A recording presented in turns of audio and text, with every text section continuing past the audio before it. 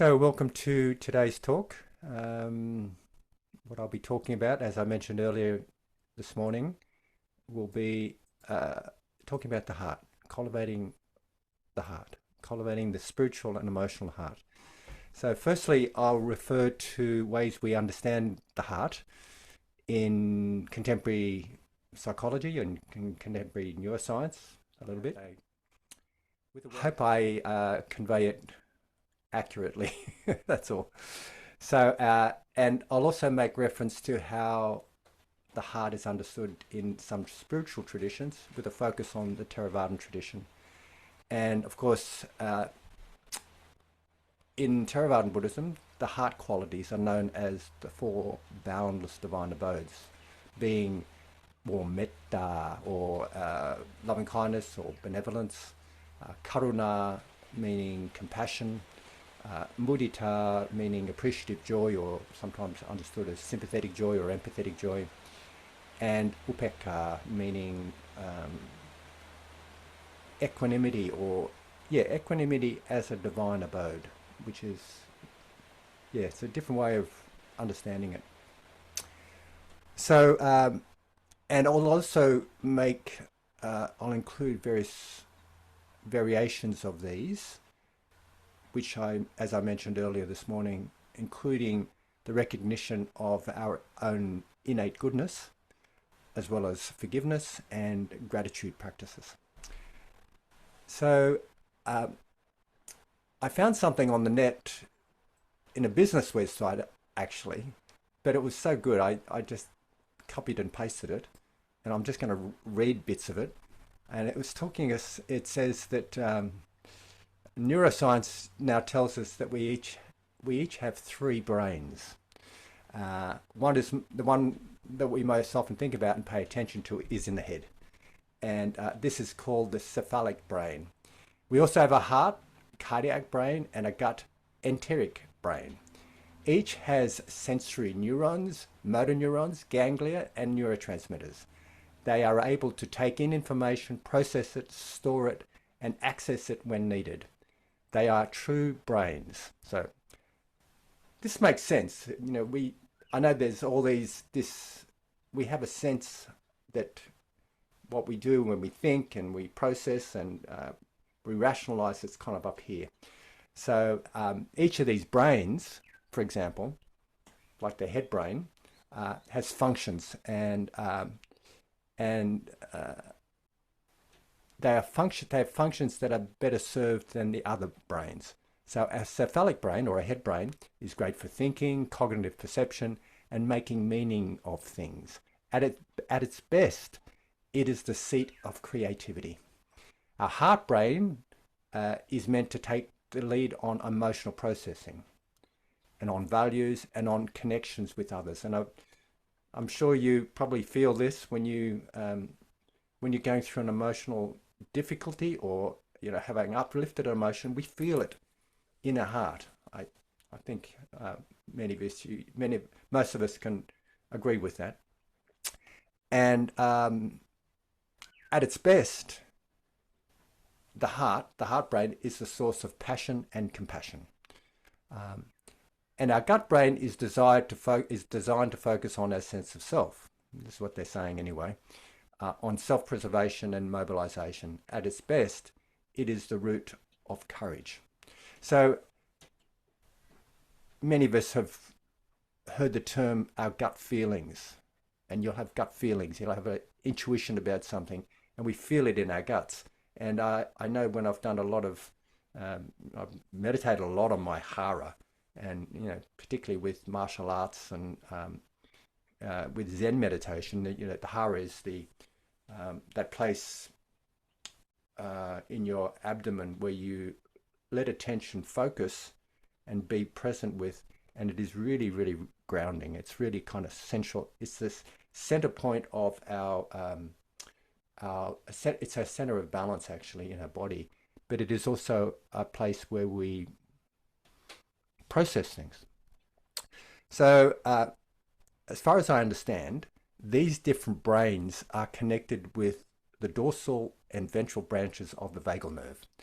And the vagal nerve is one of the 12 cranial nerves. The cranial nerves are nerves that pass along the back of our skull and down our neck and around different places. And cranial nerves send electrical signals from your brain, face, neck, and torso. And your cranial nerves help you taste, smell, hear, and feel sensations. They also help you make facial expressions, blink your eyes, and move your tongue. So there's a lot of functions around communication and sensing. And the vagal nerve, in particular, kind of goes down the ventral branch of the vagal nerve goes into our heart, and the dorsal vagal nerve goes down the back and all the way down into our guts. So vagal, as far as I understand, comes from the Latin to wander, the root to wander, like we hear of vagrants and so on. It's a wandering nerve. So it's called a nerve, but one could say it has multiple branches. So it's a kind of wandering. It has multiple branches. So it travels all the way down to our guts and in around our heart. And Stephen Porges recently, well, not recently, in the last, 20 years, I think, he developed polyvagal theory to explain how we survive, how we thrive, and we connect via the functions of the polyvagal nerve. So, and this understanding has been picked up by contemporary psychology, and it's used a lot to help us understand the fight or flight and freeze response, as well as how we use social connection to soothe, to reassure and protect us and bond and fulfill our needs of being a human. So I'm just going to give you a little bit of information about this polyvagal, the use of the polyvagal theory in clinical psychology. And as I mentioned earlier, the dorsal part of the brain, the dorsal part of this nerve, dorsal meaning the back part, I think. And the physiologists amongst us can correct me on that if I'm wrong. But the back part of this nerve goes down into our guts, and the ventral part goes into our heart. So I'm going to get some slides up right now because I've got this, I borrowed a letter description from Deb Dharma. The polyvagal theory, the way it's used in contemporary psychology, it's used with this understanding that our human systems have evolved to respond to challenges. And they respond to, at a basic level, they're responding to the challenges of survival. But at more refined levels, they're responding to challenges of being able to thrive and connect with one another. And there's a hierarchy of responses that follow an increasingly sophisticated coping mechanisms that have evolved. And it's like a ladder. At the bottom end of the ladder, it's the root responses. It's if we're going back into our evolutionary history, we will find that these are the most primitive ways of evolving. And if we go back, the further we come up the ladder, there's more recent evolution of responses. And what we have at the top of the ladder is the most recent responses as mammals. So at the bottom level of the ladder, we have a dorsal vagal response that has survival value. And this dorsal vagal response is when we faint or collapse or withdraw or dissociate or shut down or cut ourselves off in order to cope with things, in order to cope with danger. Somebody was talking about a video clip of goats when they're faced with danger. They just collapse. So they become like the frozen mouse that's not visible, so they're not considered as prey.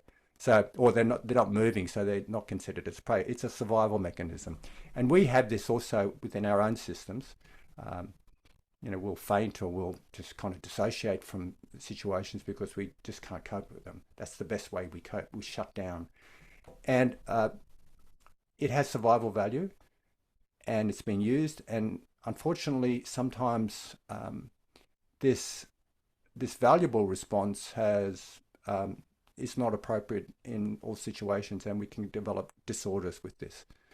So often dissociative disorders, for example, are based on this tendency to cut off and dissociate in order to cope.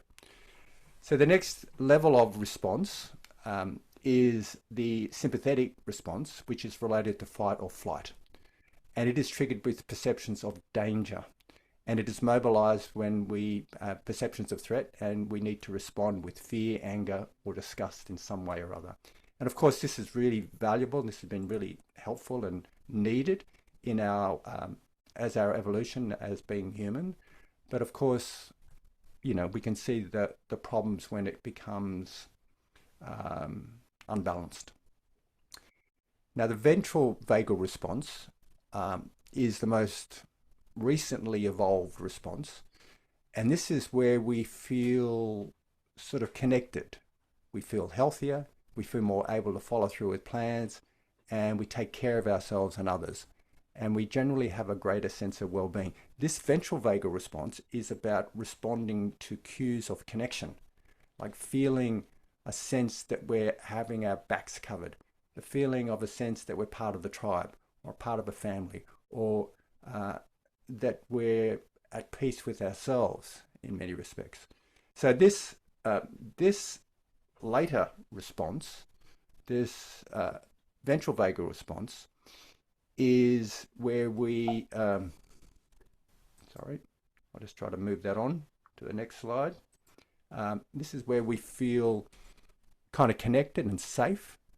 And this can be indicated in this three emotional regulation systems. We can describe it in this way. That ventral vagal response is most commonly known as what we find in the green circle here on the screen, about the soothing, affiliative, bonding, and repair safety systems. So look, many of you will know this little diagram. It's the diagram of the three circles, and for those who can't see a picture, it has a red circle at the bottom. It's like a triangle. It has a blue circle to the left, and it has a green circle to the left, up above the red circle. So these three circles represent emotional regulation systems, and the threat system is there to help us survive. It's the fight or flight response. It's the freeze response. Actually, it's the freeze response as well, and it's in balance. It's needed.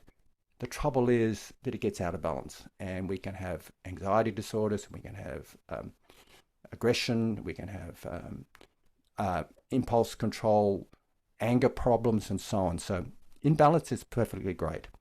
The next system is the blue circle, which is the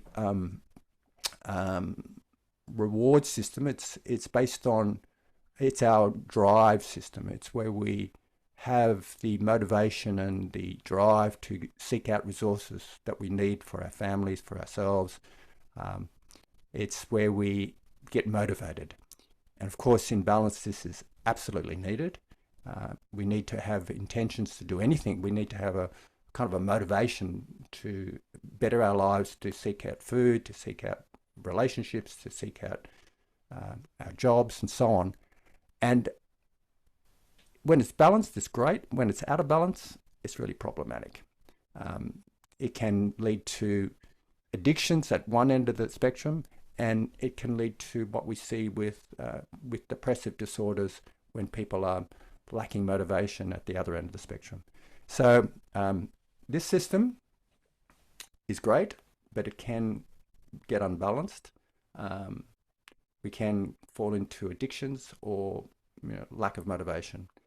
Now, the soothing affiliative system is what we were mentioning in the ventral vagal response. is related to a sense of feeling connected. And when we feel connected, we can feel safe. And when we feel safe, we can rest and relax and rejuvenate. And this is where we have that rest and digest aspect of our emotions. And this is what we need. We need this to survive. And we need this to thrive, and we need this to be actually human. So I'm just going to go through these quickly in this slide. This slide is where the system is out of balance. And this is just an example of how the system can get out of balance. We can have a lot of threat. We can feel like quite paranoid in the world, like everyone's out to get us. And that kind of screws up with the drive system, and the drive system and the threat system get entangled. And what we see in this diagram is where the calm system, that calming, soothing, affiliative system, is out there satelliting and having no effect. So, well, not being out of balance, and also not having a positive influence on anything.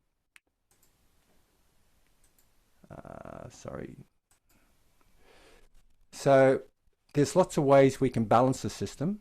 One way we can balance the system is with mindfulness and seeing what's happening, and adjusting what we're getting caught up into, like adjusting our addictions, for example, or buoying ourselves when we're depressed and unmotivated, or seeing through with insight into our over-anxious reactions or our reactions of anger. So we're kind of balancing that system with mindfulness. The other way we can balance it is by increasing that green circle, the functions of the green zone, so that we have increased connection, we have a sense of calm and peace. We can cultivate these qualities with gratitude, peace, joy, loving kindness, compassion, appreciative joy, and equanimity. And what we can find is this sort of picture where we're feeling safe and secure with the red zone. We're feeling satisfied and contented in the blue circle, and we're feeling connected and soothed in the green circle. So these three circles are kind of balanced, and we're in balance as a whole. Something interesting, coming back to this picture, something interesting is that oxytocin is a hormone we hear a lot about. It's commonly called the hug hormone.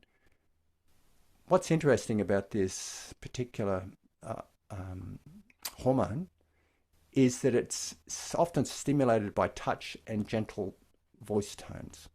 So here's a picture of my son and grandson at the time, a long time ago, when they were, when he was upset, and he's soothing his child's upset with touch, and also with a tone of voice that's kind and soothing.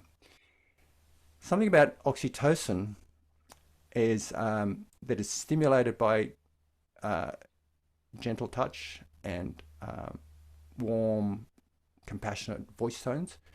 It also down-regulates cortisol, interestingly, and it helps us, it arises when we see suffering, and it's like the juices of compassion.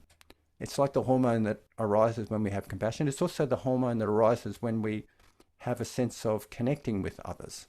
It helps us cope with suffering, and it also helps us process trauma and helps us process and reframe situations. So this hormone, like I said, is almost the juice or the hormone of loving kindness, compassion, appreciative joy, and equanimity. It's when we feel this sense of connection with another, this is stimulated.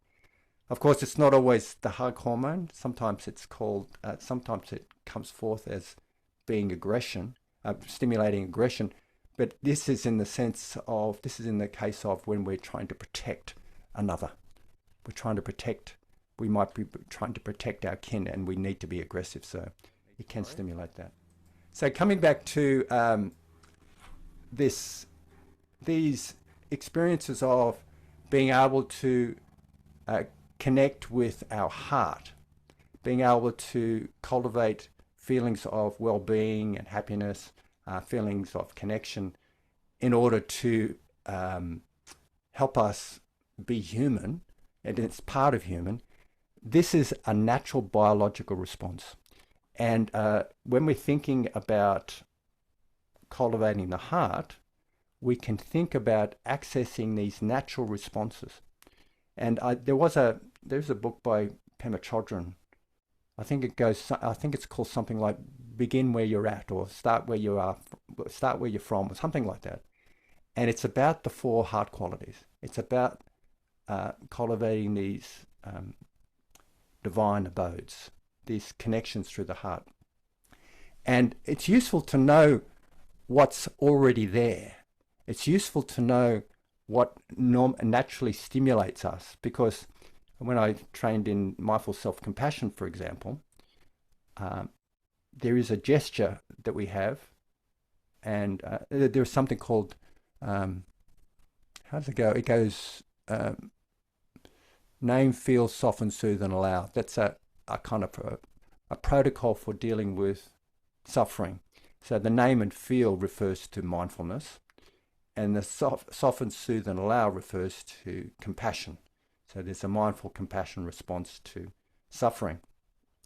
Now, when it comes to the soothing component of that, which is definitely compassion, they encourage and they invite people to touch themselves, and primarily touch themselves around the heart, like you see this hand over the heart, or give yourself a hug, or hold your hand, because this will actually stimulate an oxytocin response.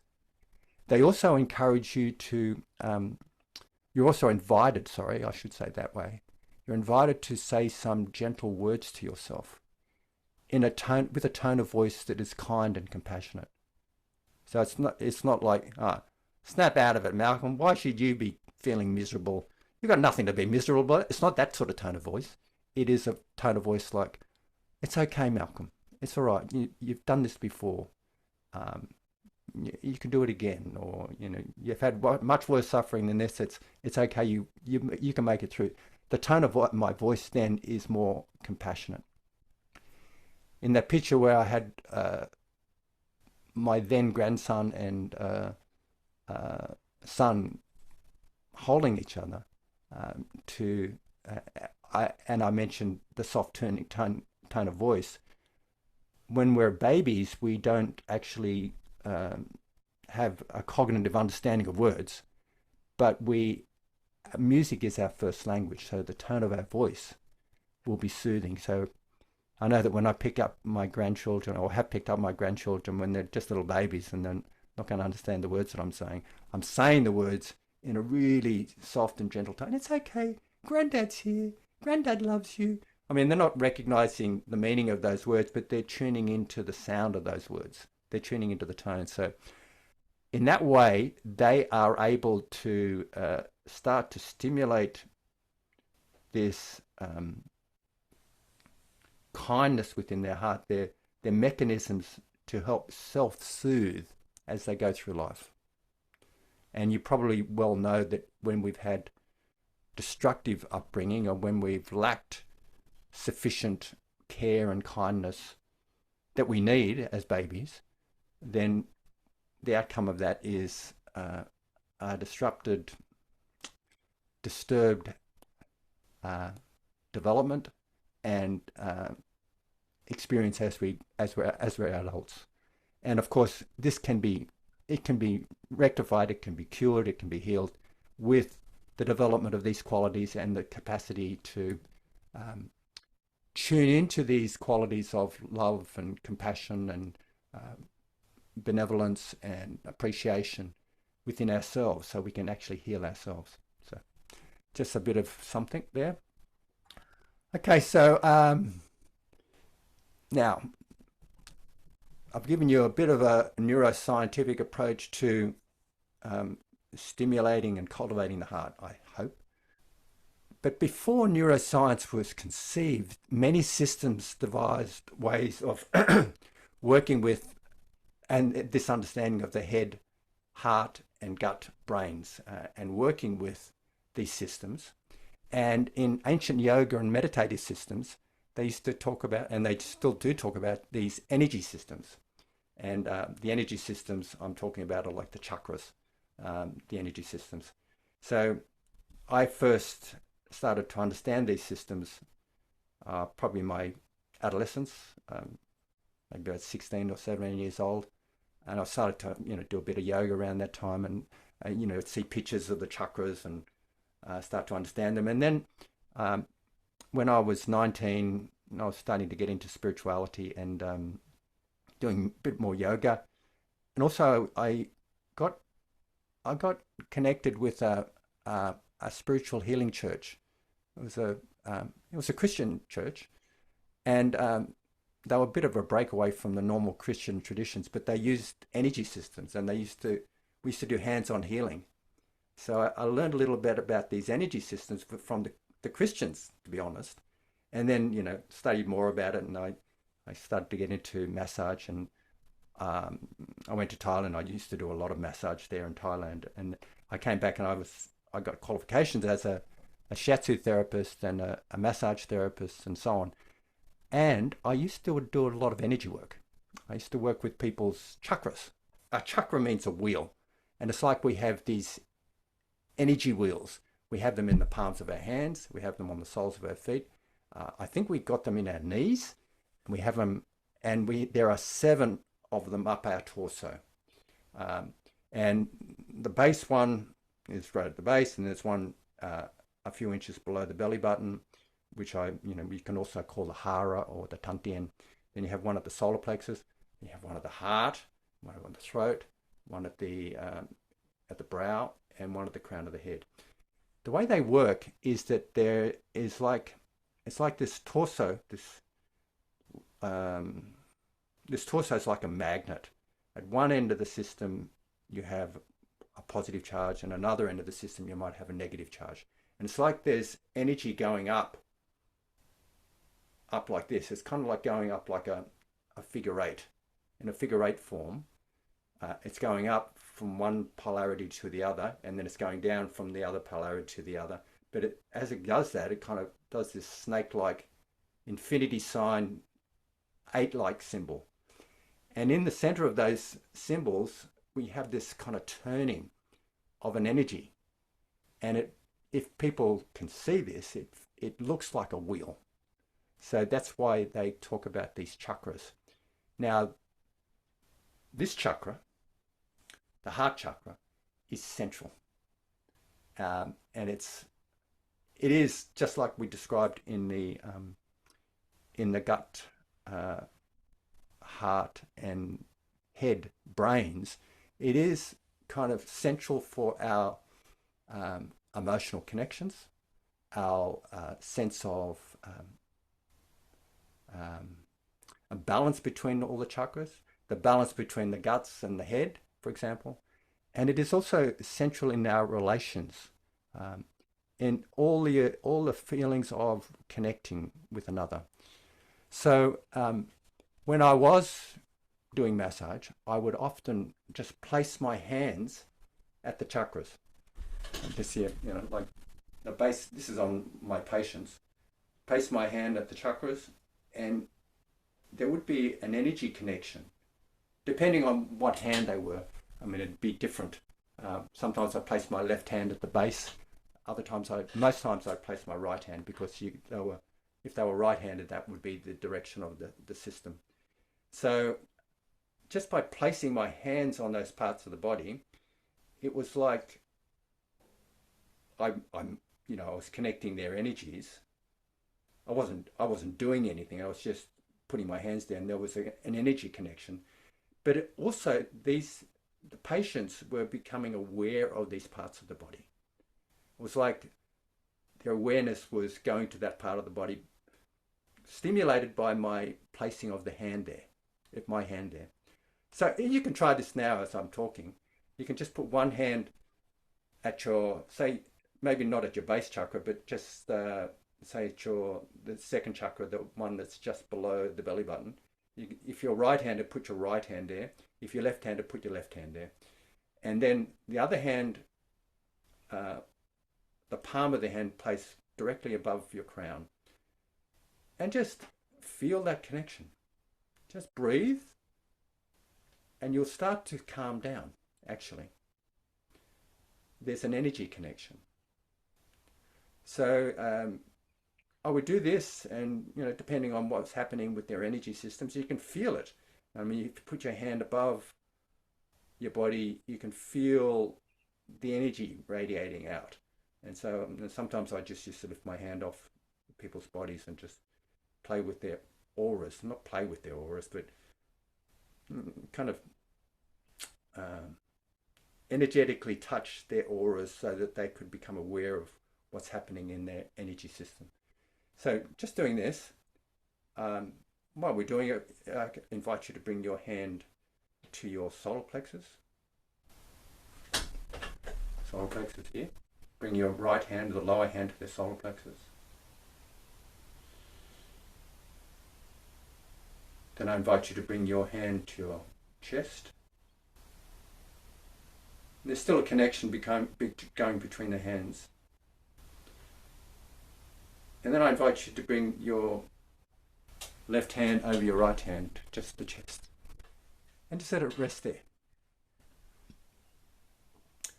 I actually do this a lot with my clients, my patients that I see. If I want to invite them to calm down, I'll do the hands at the base and the top. And then I'll invite them to eventually put their hands over their heart. And then I invite them to look inside and access any feelings of warmth. So as a energy therapist, I was inviting people just to become aware of these parts of their body. Interestingly, thank you for that. I hope you appreciated that little exercise. Interestingly, what I found happens with the meditations on the 4 divine abodes, ever since I began learning the 4 divine abodes 48 years ago, when I first became interested in Buddhism, and the instructions were to put your attention into your heart, at your heart, and then from that place stimulate various responses. Actually, the first time my first dealings with Buddhism were through Tibetan Mahayana Buddhism, and we did a lot of practices with the Vajrayana Vajrayana schools, about visualizing deities, or deities that represent particular qualities, and deities like White Tara or Green Tara or Avalokitesvara or Chenrezig, or various deities that are representing particular qualities. And Tara is a manifestation of compassion, for example. And the practice was to visualize them, feel the compassion from them, or feel that whatever they're emanating from them, coming into ourselves, coming into your crown chakra, and then eventually coming into your heart. And then you eventually bring this deity, which is a construct from your mind. One could be debated. It could be debated whether there's actual deities out there or not. But if you want to think about it as a construct of your mind, you bring them in and you bring them down into your heart, and they become you and you become them. So you then radiate compassion from your heart. So I remember doing this practice. I trained with Lama Zopa and Lama Yeshe in 1975 and so on. And I was living in a Tibetan, not a Tibetan, a Mahayana Buddhist group house. The feeling I would get when they're in my heart was so wonderful. It was like this lovely emanation of compassion, and it would just be naturally radiating out and filling my body. It was like that. This quality was in my heart. It was so lovely. Um, and then I got interested in Theravada Buddhism, and of course the Four Divine Abodes, the boundless Four Divine Abodes. And the instructions were to put your attention in your heart and then rouse these qualities in whatever way you could. And in rousing these qualities, you would begin to experience them, like there's an experience of them in your heart. So, of course, I've done loving kindness practices in many ways, and compassion practices in many ways, and appreciative joy and so on. And they are healing. My experience of these qualities is that they are healing. And maybe I should clarify what they are first of all. I usually do this when I talk about these qualities. Metta. Metta is the quality of benevolence, warm friendliness. It's symbolized by a smile. It's what you feel when you see someone who's a friend. And it is based on the wish of happiness for oneself and others. It's based on a smile. Like, how sometimes I stimulate this in people who are listening to my guidance on this meditation as bring a smile to your heart, or think of someone who brings a smile to your heart, or a being or a place that brings a smile to your heart, a light feeling in your heart, and let it radiate, let it just be there. You eventually let go of the stimulant, and then you just nourish and nurture the quality. It is at essence an intention, and it shifts from the intention to a felt sense of becoming this quality. So benevolence is this sense of warm friendliness to oneself and others. And compassion, I think I mentioned earlier, is a sense of, I'm borrowing from His Holiness the Dalai Lama here for a definition, sensitivity to suffering with the commitment to alleviate it. That's a quote from His Holiness. And that particular description of compassion is taken up by compassion-focused therapy. Sometimes they switch around that term commitment to wish. Sometimes with mindful self-compassion, I know they replace the word commitment with wish, but I think commitment's a great term because it just means one's really committed to alleviate suffering. And appreciative joy, it's usually called, in Theravada Buddhism, it's always called empathetic joy or sympathetic joy. And I always used to think, well, why are they talking about it as empathetic joy when it's really just kind of joy? And you could debate this, but I realized that they call it empathetic joy because when it's stimulated, I found one of the most powerful stimulants for me for this particular quality. One of the most powerful kindlers, I call them kindlers, is a reflection on another's good deeds or virtues or good qualities. And in this respect, I empathize with their natural joy. I empathize with them. So that's one way to cultivate it. But in fact, it is appreciative joy, or mudita, is the joy that arises from appreciating good qualities, virtues, skills, wholesome skills, and successes in general, whether it's within oneself or with another. And it brings rise to this lovely, buoyant feeling in one's heart. So that's the stimulant. But then what we do is we nourish that feeling by letting our attention stay with that, or letting our awareness. It's, when I say attention, it's like a focused focused focused stream of mental energies. Awareness seems to be a bit more broad, and you've heard me talk about the difference between awareness and attention before. So awareness seems to be it's a lot softer.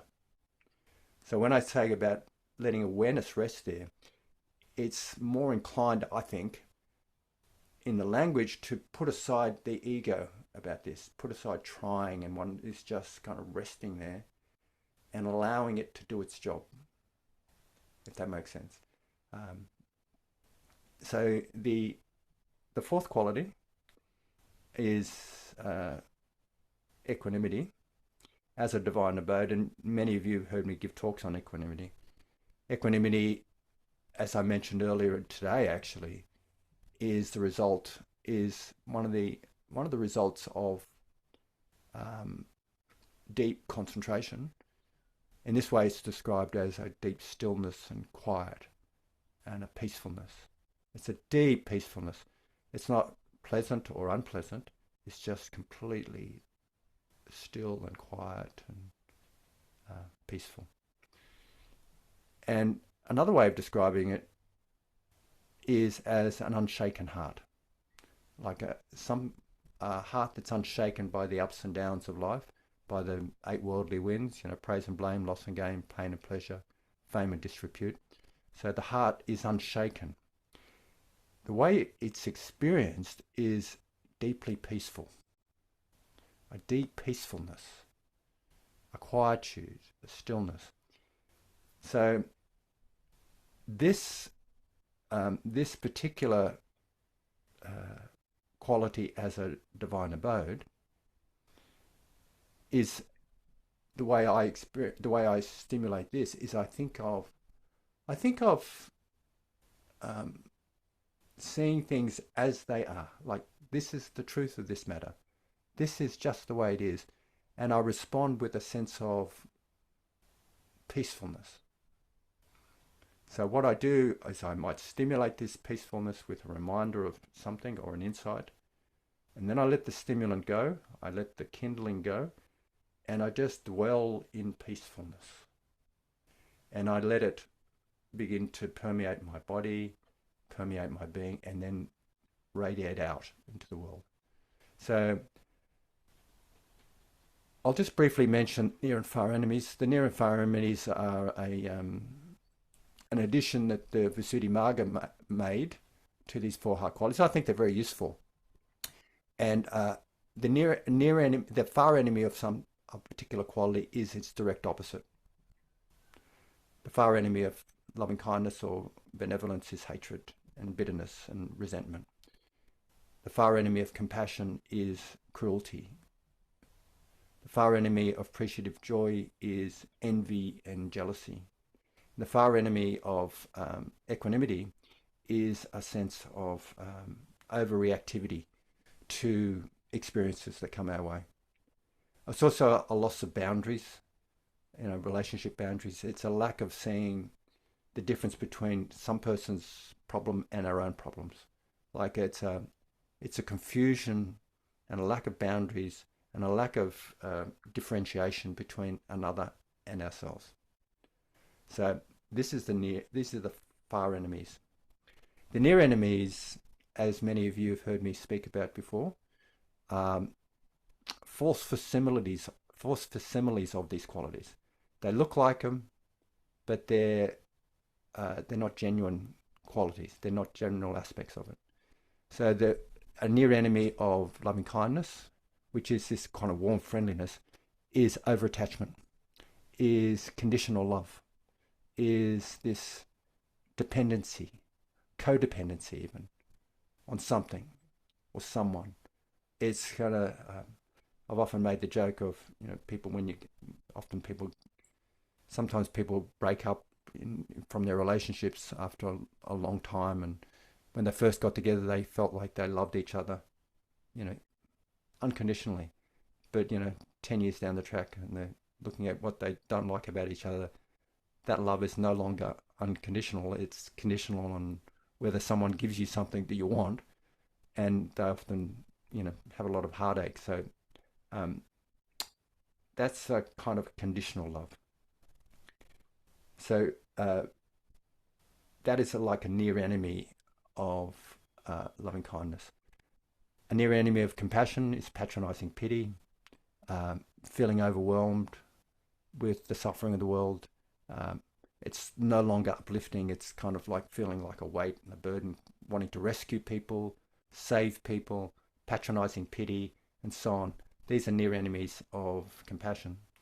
The near enemy of appreciative joy is nauseating positivism. And the near enemy of equanimity, some near enemies of equanimity are this kind of aloof, detached, cut off, sense of superiority, but just kind of indifference to things and not caring. It looks like equanimity, but it's actually a deceptive aspect of it. So we suffer enormously with both the near and far enemies of the hard qualities. You can see this. We suffer in our relationships, and we suffer mostly within our relationship to ourselves, to be honest. And the way we heal these relationship rifts is by cultivating these qualities. Now, for the near enemies, you don't necessarily cultivate the quality that it is a near enemy of, but you cultivate one of the other qualities. Like, for example, appreciative joy balances the near enemy of compassion. Compassion balances the near enemy of equanimity, because it brings sensitivity and to the experience. Equanimity balances the near enemy of loving kindness or metta, because it brings a perspective on things that one's happiness can't be dependent on what another person does for you. It needs to be dependent on yourself and your own connections with yourself. And loving kindness, this is the way that it goes anyway. Loving kindness balances the near enemy of appreciative joy. This is the kind of formula for that. So when I've practiced these practices, I've noticed that they're wonderfully healing. And also, not only are they wonderfully healing of the near and far enemies that have invaded our consciousness and causing us great afflictions, not only are they healing of those, but they are also ways of experiencing awakening, tastes of what it's like to be enlightened, to be fully awake, to be connected, because they are they are like temporary awakenings. It's like as I was mentioning earlier this morning, it is like we abide in those divine abodes. We abide like it is to be an enlightened being. And the more we do it, the better it becomes. And the other thing about these qualities is that they naturally incline to this sense of appamana, as I mentioned before, this boundlessness. Boundlessness in the sense of reducing boundaries of self to other, but also boundless in the sense of space, like literal spaciousness. And they link in pretty nicely to say states of consciousness or consciousness of emptiness in various levels. And many of you, or some of you, have been on that retreat with me, and the retreat in September where we were talking about the steps to emptiness.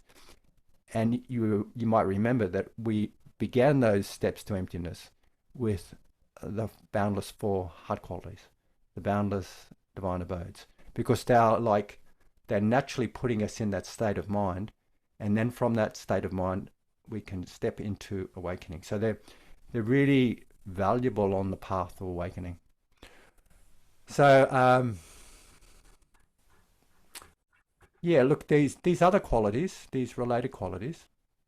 Actually, look, I'm just going to give you an analogy of the four heart qualities that Analayo has put forth, and I think they're beautiful qualities. They're beautiful. What are they called? Metaphors or analogies?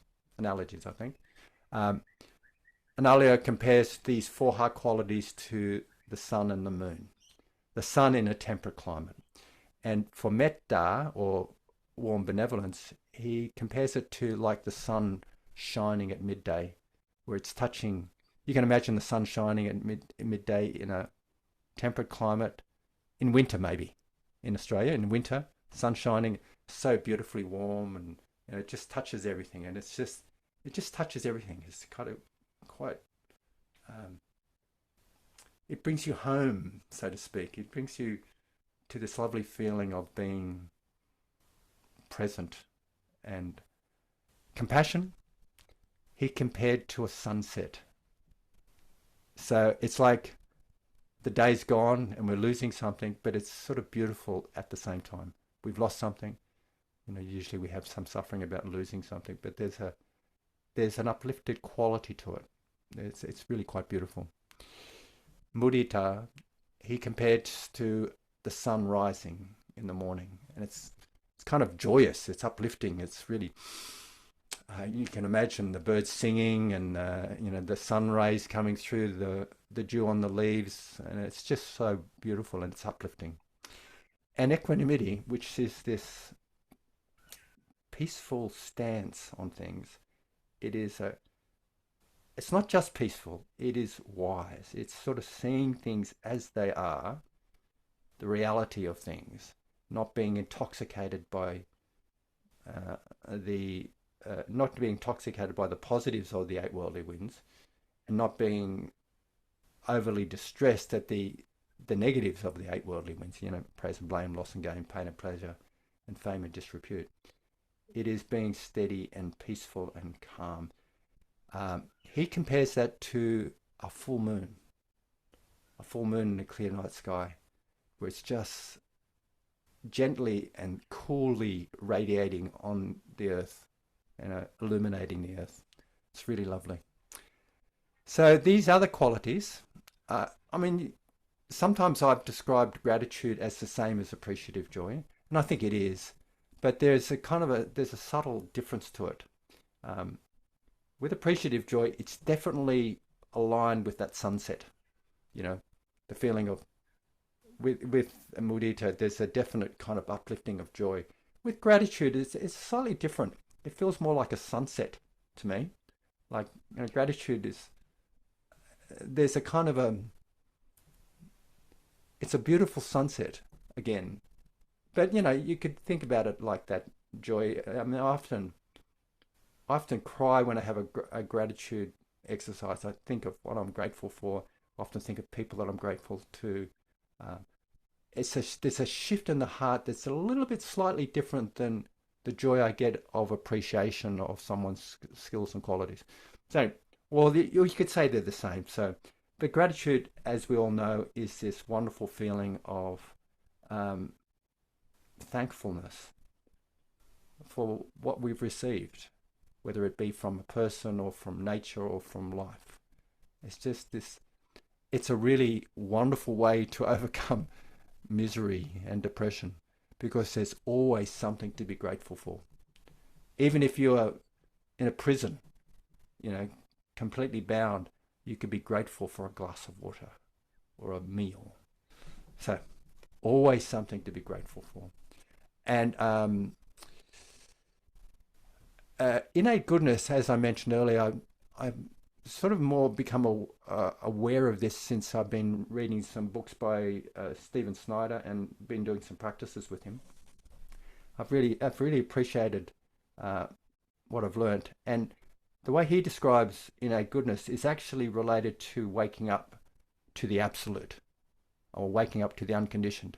It's innate goodness is a recognition of our innate goodness, not dependent on being praised, not dependent on doing something, not dependent on, you know, our actions or behaviors or anything like that, or someone thinking that we're good.